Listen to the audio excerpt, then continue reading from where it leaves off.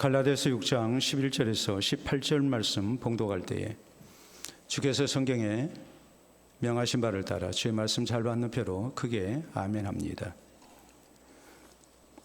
봉독합니다. 내 손으로 너희에게 이렇게 큰 글자로 쓴 것을 보라. 물은 육체의 모양을 내려 하는 자들이 억지로 너희에게 할례를 받게 하면 그들이 그리스도의 십자가로 말미암아 박해를 면하려 한 분이라. 할례를 받은 그들이라도 스스로 율법은 지키지 아니하고 너희에게 할례를 받게 하려 하는 것은 그들이 너희의 육체로 자랑하려 함이라. 그러나 내게는 우리 주 예수 그리스도의 십자가 외에 결코 자랑할 것이 없으니 그리스도로 말미암아 세상이 나를 대하여 십자가에 못 박히고 내가 또한 세상을 대하여 그러하니라. 할례나 무할례가 아무것도 아니로되 오직 새로 지으심을 받는 것만이 중요하니라. 무릇 이 규례를 행하는 자에게와 하나님의 이스라엘에게 평강과 긍휼이 있을지어다. 이후로는 누구든지 나를 괴롭게 하지 말라. 내가 내 몸에 예수의 흔적을 지니고 있노라. 형제들아, 우리 주 예수 그리스도의 은혜가 너희 심령에 있을지어다. 아멘.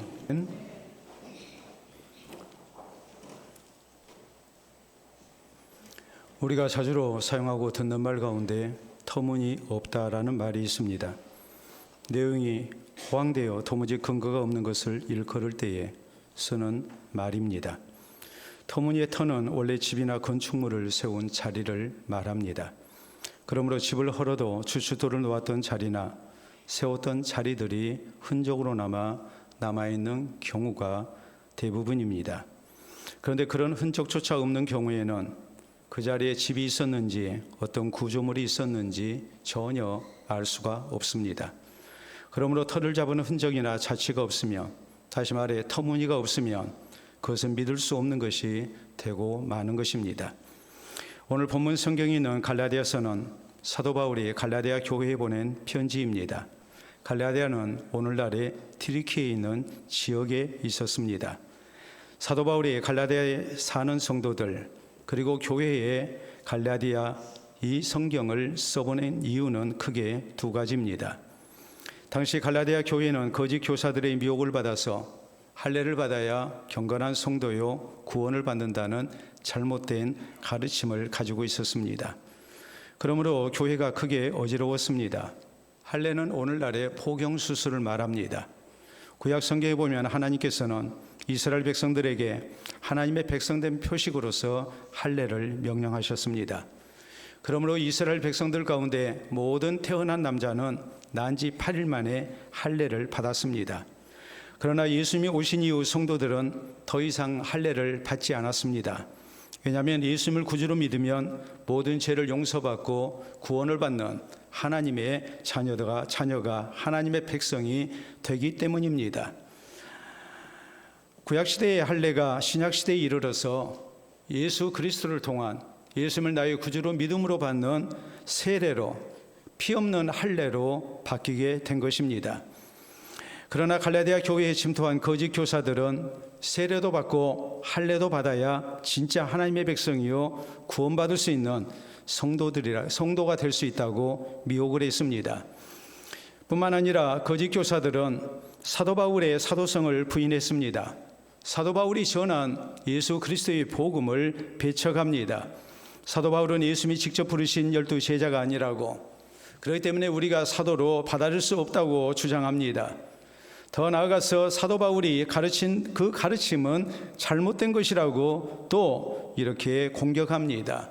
그것을 따를 필요가 없다고 합니다. 자신들의 가르침만이 옳은 가르침이라고 주장을 합니다. 그러므로 사도 바울은 이 갈라디아 성경을 통해서 자신의 사도성을 강조합니다. 또 자신의 가르침이 옳다고 강조합니다. 그리고 오늘 본문 11절에 보면 바울은 이렇게 외칩니다. 내 손으로 너희에게 이렇게 큰 글자로 쓴 것을 보라. 다시 말해 지금부터 쓰는 내용은 그만큼 중요하다는 말이요 갈라디아서의 결론에 해당된다는 말입니다. 이어서 17절에 있는 말씀을 보면 이후로는 누구든지 나를 괴롭게 하지 말라. 내가 내 몸에 예수의 흔적을 지니고 있노라고 말합니다. 여기 나오는 예수의 흔적, 이 흔적이라는 말은 헬라 말로 스티그마라고 기록이 되어 있습니다. 이것은 소나 양 등 가축에 찍는 낙인을 말합니다. 불로 쇠를 뜨겁게 달구어서 그 엉덩이에 주인의 소유됨을 나타내는 표식을 이렇게 찍는 것, 이것을 낙인 스티그마라고 얘기를 한 겁니다. 그러므로 사도 바울은 자신은 그 누구도 부인할 수 없는 예수의 흔적을 지니고 있다고 강조를 하고 있는 것입니다. 그 목적이 무엇이겠습니까? 더 이상 자신에 대하여 터무니없는 말 하지 말라는 거요. 자신은 예수 그리스도의 사도된 것을 분명하게 증거를 가지고 있기 때문에 이것을 부인하지 말라는 겁니다. 또 자신의 가르침을 배척해서는 안 된다는 말입니다. 내가 가르치는 것이, 내가 전한 것이, 내가 전하는 예수 그리스도의 복음이 가장 옳은 것이요, 거짓 교사들이 전하는 것은 다 잘못된 것임을 알고 내가 가르치는 대로 믿고 따를 것을 바울은 힘줘서 강조하고 있는 것입니다. 그러므로 사랑하는 성도 여러분, 우리 모두 본문 성경을 통해서 예수의 흔적에 대하여 살펴봐야 합니다. 그리고 바른 신앙생활을 힘쓰는 가운데 우리 모두 예수의 흔적이 있는 그리스도인이 될 수 있어야 됩니다. 그래서 그 누구도 부인할 수 없는 참된 그리스도인으로 인정받는 가운데 하나님 나라에 합당한 성도로 하나님 앞에 설 수 있는 우리 모두가 마땅히 되어야 될 것입니다. 그러면 우리 성도는 예수의 흔적이 있는 그리스도인이 되려면 어떤 모습으로 신앙생활을 해야 합니까? 우리는 먼저 진실되게 예수 그리스도의 십자가의 은혜와 구원을 믿고 자랑해야 합니다. 13절에 보면 할례를 받은 그들이라도 스스로 율법은 지키지 아니하고 너희에게 할례를 받게 하려 하는 것은 그들이 너희의 육체로 자랑하려 함이라라고 했습니다. 거짓 교사들이 하나님의 백성된 증거로 할례를 내세우는 이유는 육체의 자랑 때문이라고 말합니다. 할례를 통해서 구원받은 자격을 얻은 것처럼 이것을 내세우고 자랑하기 위해서 이것이 구원받은 몸의 흔적이라고 이렇게 강조하면서 할례를 받은 저희의 속내를 바울은 분명하게 지적합니다. 14절에 보면 그러나 내게는 우리 주 예수 그리스도의 십자가 외에는 결코 자랑할 것이 없으니 라고 했습니다. 자신은 이런 잘못된 할례 대신에 오직 예수 그리스도의 십자가를 자랑한다고 말합니다. 그 이유를 15절에 보면 할례나 무할례가 아무것도 아니로되 오직 새로 지으심을 받는 것만이 중요하니라라고 했습니다. 내가 할례를 받았느냐 안 받았느냐 이게 중요한 게 아니고 오직 새로 지으심을 받은 것만이 중요하다고 말합니다. 우리가 예수 그리스도를 나의 구주로 믿어서 하나님의 자녀로 새로 지으심을 받는 것, 이게 제일 중요한 것이지 할례나 무할례는 우리가 구원받는 데 있어서 그렇게 중요한 문제가 아니라는 것을 말씀합니다. 이것이 신앙생활에서 가장 기본이고 가장 중요하다는 것을 잊지 말고 우리가 진실되게 예수님을 나의 구주로 믿는 것, 그래서 진짜 구원받는 하나님의 자녀가 되는 것, 이것이 우리의 신앙생활 속에서 가장 핵심적인 것임을 알고 여기서 벗어나서는 안 된다는 말입니다. 그러므로 이어진 16절에 보면 무릇 이 규례를 행하는 자에게와 하나님의 이스라엘에게 평강과 긍휼이 있을지로다라고 말합니다. 예수님을 나의 구주로 믿어서 구원받는 성도들, 이들이 하나님의 이스라엘이라고 강조합니다. 할례를 받아서 이스라엘이 되는 게 아니라 예수 그리스도를 나의 구주로 진실되게 믿음으로 말미암아 우리가 하나님의 이스라엘, 다시 말해 택함을 받은 하나님의 백성들 자녀가 될 수 있는 것이요, 더 나아가서 이런 이들에게 하나님의 긍휼이 또 하나님의 평강이 있게 될 것이라고 강조를 하고 있는 것입니다. 그렇기 때문에 우리 성도가 예수의 흔적이 있는 그리스도인이 되려면 무엇보다도 진실되게 예수 그리스도를 나의 구주로 영접해야 됩니다. 진실되게 예수님을 나의 구주로 믿어야 됩니다. 예수님을 구주로 믿는 것이 바로 예수의 흔적입니다. 우리가 성경 마태복음 1장 21절에 있는 말씀을 보면 예수님을 세상에 보내실 때 하나님께서 예수라는 이름을 지어주십니다. 그리고 그 예수의 이름 뜻이 무엇을 의미하는가를 말씀하십니다. 이름을 예수라 하라. 이는 그가 자기 백성들을 저희 죄에서 구원할 자이시기 때문이라고 말씀합니다. 예수라는 이름 자체가 바로 구주라는 말입니다. 구세주라는 말입니다. 그리고 요한복음 1장 12절에 보면 그 이름을 믿는 자, 다시 말해 예수 그리스도를 나의 구주로 영접하는 자에게 하나님의 자녀가 되는 권세를 주셨다고 말씀하셔서 할례를 받아서 하나님의 백성이 되는 게 아니라 우리가 예수님의 이름을 믿고 예수님을 나의 구주로 영접함으로 우리가 하나님의 자녀가 된다라고 성경은 분명하게 선포합니다. 마태복음 16장에 보면 우리 예수님께서 제자들에게 물으십니다. 사람들이 나에 대해서 누구라 하느냐? 그 대답이 바른 대답이 아니었습니다. 그러므로 예수님께서 제자들에게 물으십니다. 너희는 나를 누구라 하느냐? 베드로가 대답합니다. 주는 그리스도시요 살아계신 하나님의 아들이십니다. 그리스도라는 말은 기름 부음을 받은 자, 다시 말해서 하나님께서 하나님의 특별한 목적을 위해서, 하나님의 뜻을 위해서 기름 부어 세우신 그런 사역자라는 말입니다. 예수 그리스도는 죄인된 우리를 구원하기 위해서 이 땅 가운데 오신 구주라는 말입니다. 그리고 하나님의 아들로서 십자가에서 대신 죽으시고 구원하실 우리 주님이신 것을 이렇게 믿는다고 베드로가 고백했을 때, 우리 예수님께서는 베드로를 칭찬하시고 또 이 신앙 고백의 더 위에 우리 하나님의 교회를, 주님의 교회를 세우실 것을 우리에게 약속하셨습니다. 다시 말해 신앙생활에 가장 근본적이고 기본적인 것이 무엇인가 했을 때에 그것은 다름이 아니고 예수님을 하나님이 보내신 나의 구주로 진실되게 믿는 거라는 것을 말씀하고 있는 것입니다. 실제 사도 바울은 우리가 빌립보서 3장에 있는 말씀을 보면 내 주 예수 그리스도를 아는 지식이 가장 고상하고 소중하기 때문에 그가 자랑할 수 있는 가문이랄지 혹은 그가 자랑할 수 있는 학벌이랄지 혹은 그 당시 사람들이 가지기를 원했던 로마의 시민권이랄지 또 그의 종교적 열심이랄지 헌신이랄지 이런 것을 그는 자랑하지 않았습니다. 내 주 예수 그리스도를 아는 지식, 이것이 가장 소중함을 고백합니다. 또 외칩니다. 왜입니까? 우리가 좋은 가문 출신이어서 공부 많이 해서 부자여서 또 우리가 세상에 가장 좋은 시민권자가 됐기 때문에 구원받는 것이 아니고, 종교적 열심으로 우리가 구원받는 게 아니고 진실되게 예수님을 나의 구주로 믿음으로 말미암아 구원받을 수 있기 때문에 바울은 내 주 예수 그리스도로 아는 지식 앞에 이 세상 내놓을 수 있는 모든 것은 다 배설물로 여긴다고 이렇게 외쳤던 것입니다. 그만큼 예수 그리스도를 나의 구주로 믿는다는 것, 이것은 우리의 신앙생활에 있어서 기본 중에 기본이라는 것을 우리는 놓치지 말아야 됩니다. 1700년대에 영국에 한 청년이 있었습니다. 그는 성공을 위해서 수단과 방법을 가리지 아니했습니다. 그가 성공하고자 했던 목적은 분명했습니다. 한 번뿐인 인생을 즐기기 위해서였습니다. 세상의 즐거움과 쾌락과 방탕을 위해서 그는 돈 벌기 위해서 자신의 할 수 있는 노력을 다했습니다. 그는 급기야는 아프리카로 건너가서 노예 상인이 됐습니다. 원주민들을 사냥해서, 그래서 영국을 비롯한 유럽 각지에 노예로 팔아먹는 겁니다.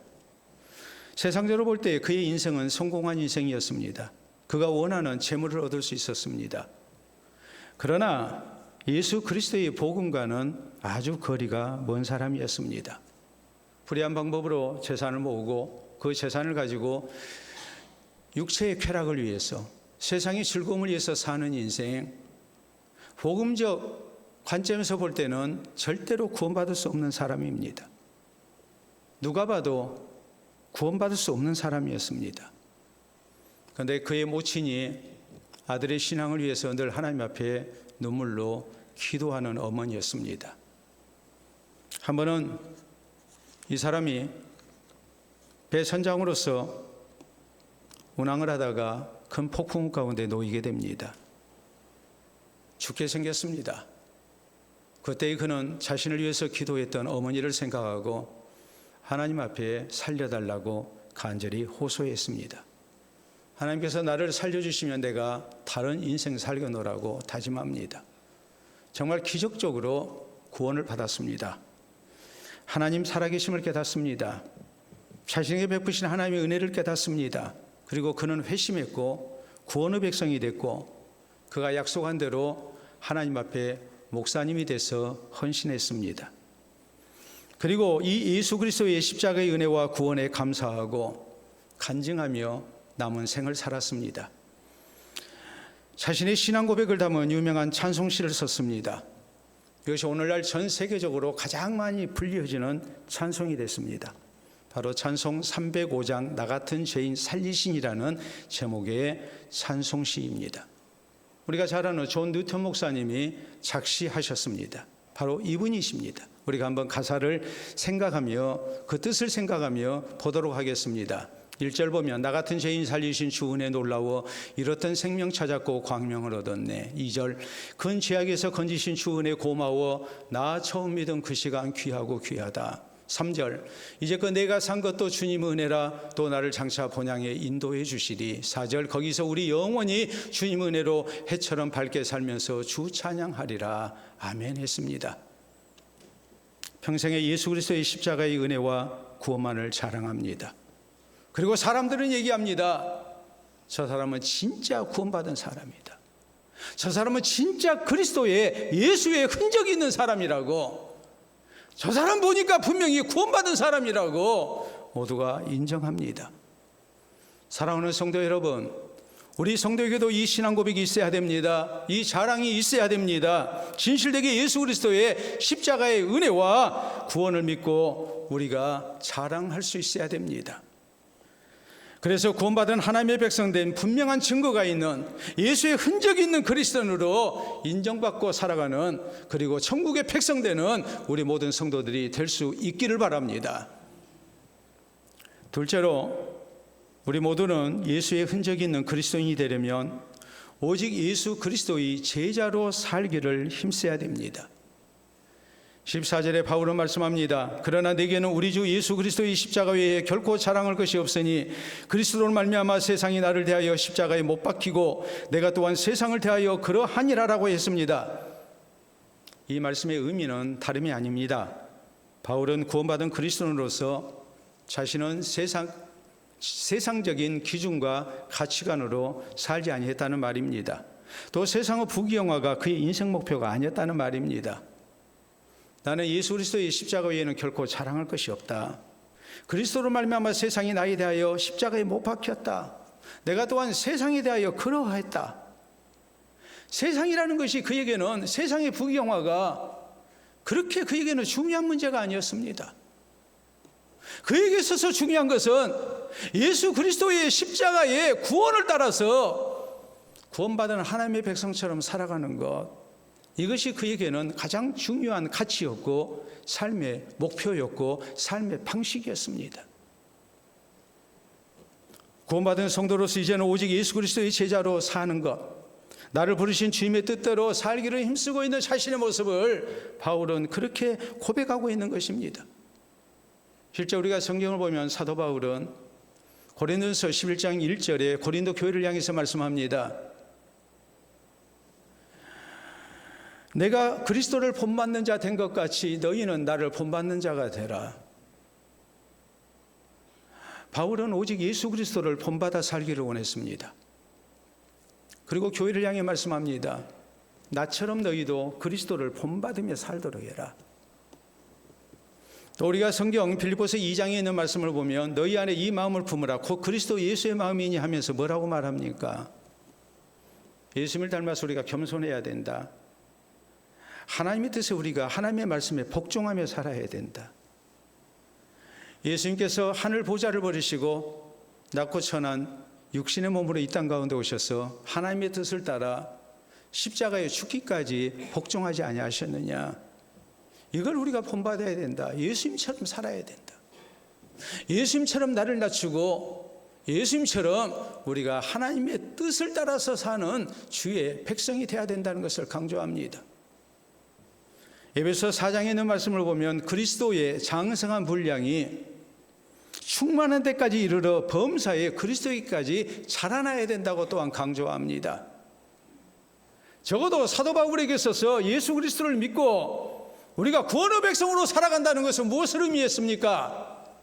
세속적인 가치관이나 방식으로 세속적인 인생 목표를 세우고 사는 것이 아니라 어떻게 하면 하나님께서 나를 구원하신 뜻을 따라 주의 말씀대로 예수 그리스도의 제자로 예수님을 본받으며 살 것인가? 이 땅의 영광보다는 하나님 나라의 영광을 위해서 살 것인가? 내 인생의 목표보다는 나를 향하신 하나님의 뜻을 이루기 위한 삶을 살 것인가? 이것이 바울에게는 가장 중요했음을 우리가 알 수 있습니다. 이것은 바울만의 뜻이 아닙니다. 우리 예수님께서 십자가 지기 전날 밤 친히 제자들의 발을 씻겨주십니다. 서로 높아지고자 하는 이 제자들에게 먼저 낮아짐을 보여주십니다. 제자들의 발을 씻기시고 말씀하십니다. 내가 너희의 발을 씻겼으니 너희도 서로 발을 씻겨주는 것이 옳으니라. 너희가 서로 사랑해야 된다. 그럴 때 세상 사람들이 너희를 내 제자로 인정하게 될 것이라고 했습니다. 안디옥 교회가 그랬습니다. 교회의 영적 지도자들의 가르침을 따라서 저희는 오직 하나님의 말씀에 순종하며 살고자 힘썼습니다. 그럴 때 세상 사람들이 안디옥 교회의 교인들을 불러주는 별명이 있었습니다. 바로 그리스도인이라는 별명입니다. 기독교인이라는 별명입니다. 이 그리스도인이라는 별명은 작은 예수라는 말이요, 그리스도의 제자라는 말입니다. 세상의 가르침을 따라 사는 것이 아니라 그리스도의 가르침을 따라서 예수님처럼 살고자 하는 것, 이것이 진정한 의미의 그리스도인이요 오늘의 기독교인이 되어야 된다는 것을 우리에게 말씀하고 있는 겁니다.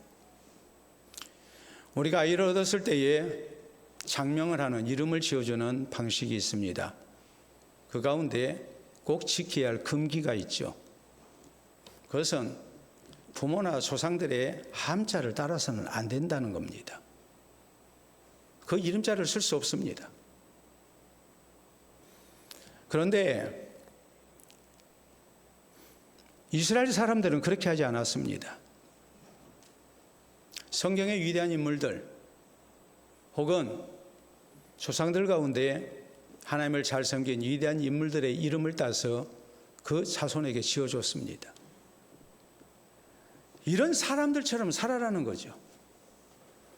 그렇기 때문에 기독교 문명권에 속해 있는 미국이나 유럽 사람들 가운데 특별한 이름이 있습니다. 바로 크리스토퍼라는 이름입니다. 크리스토퍼라는 이름을 가진 분들이 유명 인사들이 참 많습니다. 슈퍼맨으로 유명한 영화의 주인공이었던 크리스토퍼 리브라는 배우가 있죠. 또 몇 년 전에 오펜하이머라는 영화를 감독했던, 그 외에 많은 영화를 감독한, 아카데미상 감독상을 수상한 유명한 감독이 있습니다. 바로 크리스토퍼 롤란 감독입니다. 그런가 하면 유명한 가수인 크리스토퍼라는 가수도 있습니다. 또 여러분, 크게 감동을 받은 사운드 오브 뮤직이라는 영화가 있죠. 그 영화에 나오는 남자 주인공 백작이 있는데 그 역을 맡았던 분이 바로 유명한 배우인 크리스토퍼 폴머라는 배우입니다. 크리스토퍼 플러머라는 배우입니다. 크리스토퍼라는 이름이 참 많습니다. 크리스토퍼라는 이름의 뜻이 무엇일까요? 그리스도를 업고 가는 자라는 말입니다. 그리스도를 의지하고 그리스도의 영광을 위해서 자신의 삶을 헌신하며 사는 사람을 말합니다. 예수 그리스도와 보조를 맞추고 같이 걸어가는 사람을 말합니다. 예수 그리스도를 닮아가는 하나님의 백성으로 살 것을 그 이름을 통해서 이렇게 소원하고 있는 겁니다. 사랑하는 성도 여러분, 예수 그리스도를 구주로 믿어서 구원받은 우리 성도가 진정으로 본받아야 할 대상은 오직 예수 그리스도뿐입니다. 그러므로 우리 성도는 예수 그리스도의 인격과 삶을 닮아가야 됩니다. 예수 그리스도의 가르침을 따라서 살아야 됩니다. 주위 사람들에게 진실된 그리스도인으로 우리가 인정받을 수 있어야 됩니다. 나를 통해서 예수 그리스도가 나타나야 되고, 그래서 내 주변에 있는 사람들을 구원의 길로 인도할 수 있어야 됩니다. 그래서 예수 그리스도의 흔적이 있는, 예수의 흔적이 있는 그리스도인으로 인정받고, 또 하나님 나라 사역에 귀하게 쓰임받고, 또 하나님 나라의 영광 가운데 들어가는 우리 모두가 될 수 있기를 바랍니다. 세 번째로, 우리가 예수 그리스도의, 예수님의 흔적이 있는 그리스도인이 되려면 예수 그리스도의 복음을 위한 헌신과 충성이 있어야 됨을 잊어서는 안 됩니다. 12절에 사도 바울은 말합니다. 물은 육체의 모양을 내려 하는 자들이 억지로 너희에게 할례를 받게 함은 그들이 그리스도의 십자가로 말미암아 박해를 면하려 함뿐이라고 했습니다. 당시 갈라디아 교회에 침투한 거짓 교사들은 할례를 받아야 구원받을 수 있다고 성도들을 미혹했습니다. 이에 대해서 사도 바울은 이들이 육체의 할례를 받은 이유가 그 속내가 무엇인가를 지적합니다. 그것은 그리스도의 십자가로 말미암은 고난을 또 박해를 면하기 위함인 것을 지적하고 있는 겁니다. 당시 유대인들은 기독교가 하나님의 백성된 표시로서 할례를 받는 대신에 세례를 주장했을 때에 기독교를 부정했습니다. 배척하고 박해했습니다. 그러므로 거짓 교사들은 성도들에게 할례도 받아야 된다고 미혹합니다. 그래서 유대인들의 박해를 피하고자 한 것입니다. 성도들로 하여금 유대교와 기독교의 양다리를 걸치게 했습니다. 그래서 유대인들에게도 박해 안 받고 또 그리스도인으로 신앙생활하는 이런 이중적인 잘못된 신앙을 갖도록 미혹을 한 것입니다.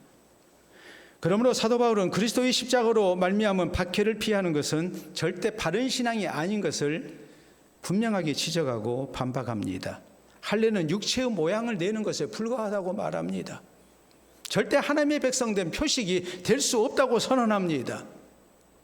우리가 예수님을 구주로 믿는 것이 하나님의 백성된 표식이고 구원의 표식이지 할례를 받은 것이 구원의 표식이 될 수 없다는 것을 외치고 있는 겁니다. 따라서 그 어떤 불이익과 고난을 당한다 할지라도 진실되게 예수님을 나의 구주로 믿고 고난도 감수하면서 주의 복음 사역을 위해서 신앙을 지키고 헌신되고 봉사하고 충성해야 이것이 진짜 예수의 흔적이 있는 것임을 말씀하고 있는 것입니다. 당시 흔적을 얘기하는 이 스티그마, 이것은 먼저는 소나 양의 가축에 주인의 소유임을 표시하는 낙인을 찍는 것을 의미했습니다. 또 종들, 노예에게 주인의 이름 첫 글자를 몸에다가 팔뚝이나 혹은 이마에다가 찍어가지고 주인의 소유인 것을 표식으로 남겼습니다. 그러므로 사도 바울이 말한 예수의 흔적이라는 것은 그 자신이 예수 그리스도의 종으로 헌신됐다는 것을 의미합니다. 바울은 예수 그리스도의 복음을 증거하다가 많은 고난을 당했습니다. 매를 맞았고 채찍질을 당했고 돌에 맞아서 죽을 뻔한 일도 있었습니다. 그러다 보니 온몸에 많은 상처가 있었고 흉터가 남을 수밖에 없었습니다. 바울은 이런 상처와 흉터를 부끄럽게 생각하지 않았습니다. 내가 예수님을 위해서 헌신된 영광스러운 증거요 훈장이라고 생각합니다. 내 몸에 있는 예수의 흔적이라고 그는 자랑스럽게 생각했습니다. 그러므로 자신 있게 외칩니다. 이후로는 누구든지 나를 괴롭게 하지 말라. 내가 내 몸에 예수의 흔적을 지니고 있노라라고 외칩니다. 우리 성도에게도 예수 그리스도의 복음을 위한 헌신과 충성이 있어야 됩니다. 그래서 예수의 흔적이 있는 그리스도인이 되어야 됩니다. 사도행전 5장 41절에 보면 예수님의 제자된 사도들, 과거에는 예수님 십자가에 달려 죽기 위해서 원수들에게 잡히실 때 다 도망갔습니다. 예수님 부인했습니다. 너무나 부끄러웠습니다. 이들이 자신들의 죄를 회개하고 또 예수님의 약속을 따라 성령의 은혜를 덧입었을 때에 저희는 이제는 아무것도 두려워하지 않습니다. 그리고 사도행전 5장 41절에 있는 말씀을 보면 저희가 공회에 끌려가서 재판을 받고 매질을 당하고 채찍질을 당하고 석방이 됩니다. 그럴 때 이 사도들은 조금도 그것을 부끄럽게 생각하지 않았습니다. 성경은 이렇게 증거합니다. 예수 이름을 위하여 능욕받는 일에 합당한 자로 여기심, 이것을 기뻐했다라고 했습니다. 아, 내가 진짜 이제 예수의 흔적을 얻었구나. 내가 이제 진짜 예수 그리스도의 제자가 됐구나라고 스스로 태견했습니다.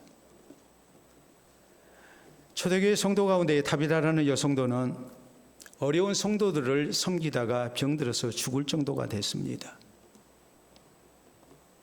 그러다 죽었습니다. 함께한 성도들이 이 다비다에 대해서 뭐라고 증거합니까? 이분은 정말로 구원받은 성도로서 어려운 우리를 위해서 평생을 헌신한 진짜 그리스도인인 것을 증거합니다. 예수의 흔적을 얻었던 여성도가 바로 다비다였습니다. 1600년대 영국에 존 버년 목사님이 계셨습니다.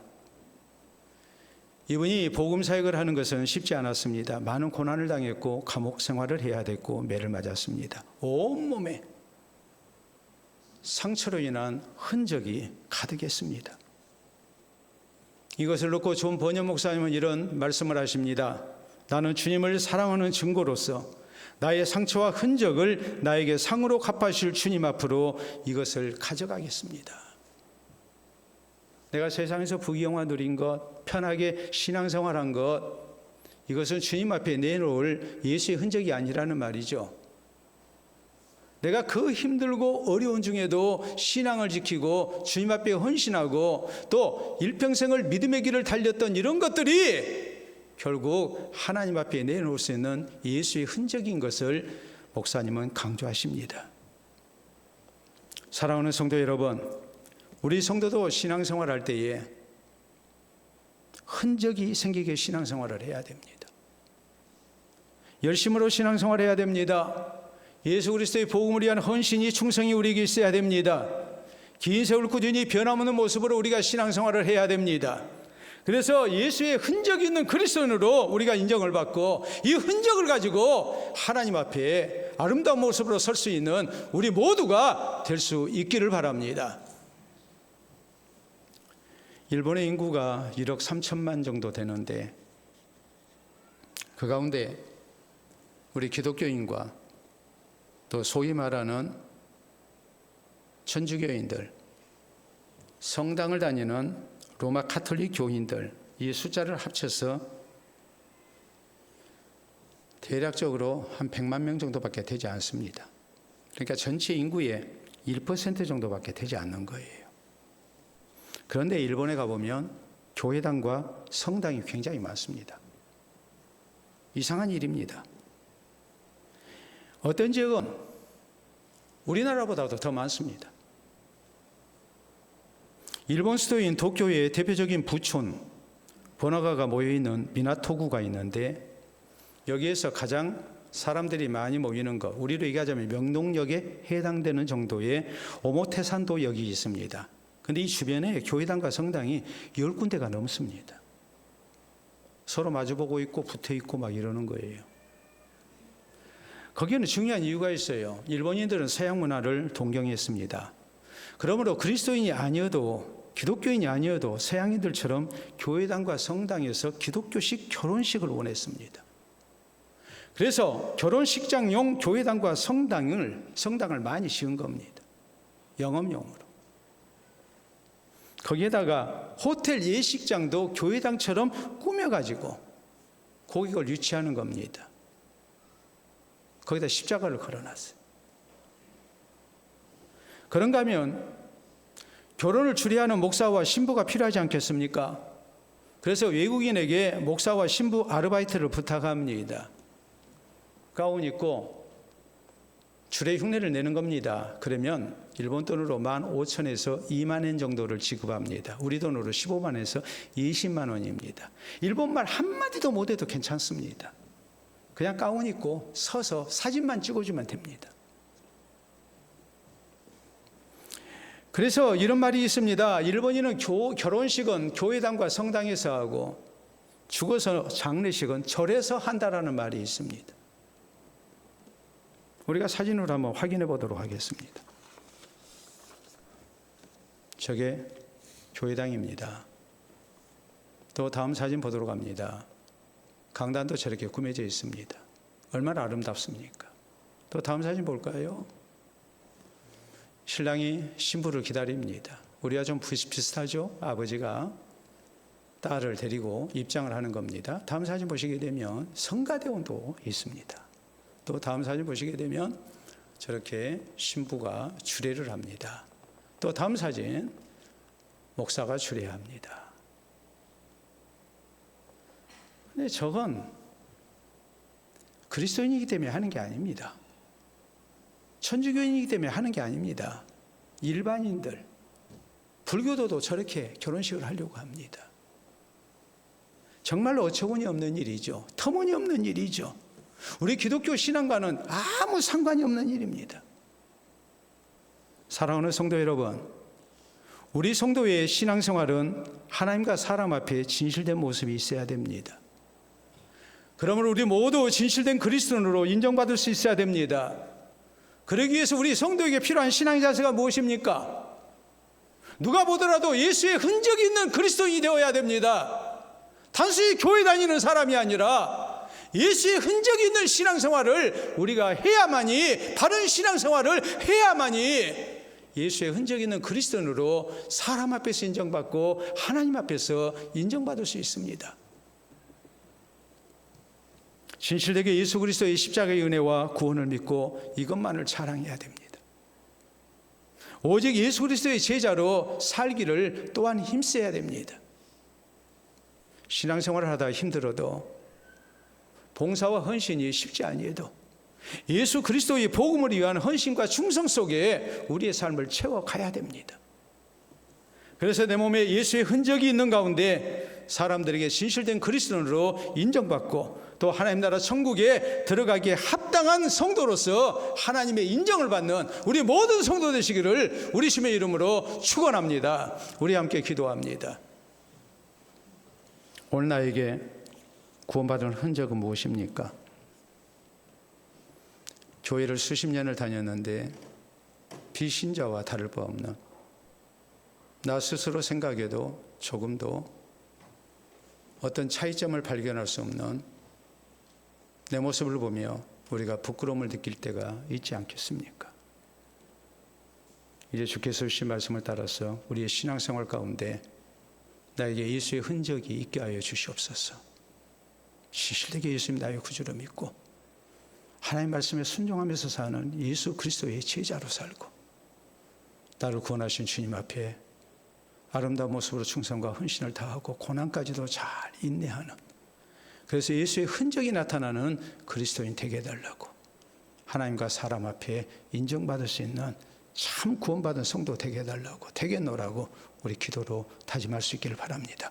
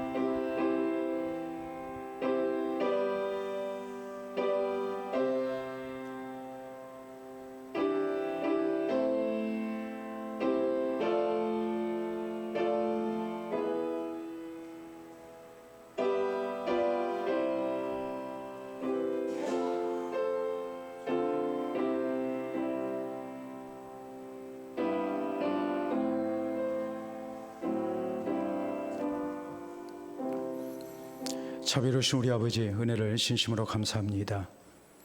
예수 그리스도를 나의 구주로 믿고 또 주님 나라 사역에 우리가 쓰임받으며 신앙생활을 해왔지만 스스로 생각해도 너무나도 우리의 신앙이 성숙되지 못하고 부끄러울 때가 많음을 이 시간 고백합니다. 하오나 주께서 허락하신 말씀을 통해 세월의 연륜과 더불어 우리에게 예수의 흔적이 나타나기를 원합니다. 진실된 모습으로 예수님을 나의 구주로 믿게 하시고 또 주의 말씀에 순종하며 사는 예수의 제자가 될 수 있도록 인도해 주시옵소서. 하나님의 뜻을 따라 사는 것이 쉬운 일 아니어도 우리가 늘 하나님의 말씀 앞세우고 주님 나라 사역에 기쁨으로 순종하며 헌신되게 하시고 또 봉사하며 우리 하나님 앞에 영광 돌려드릴 힘쓰기를 원합니다.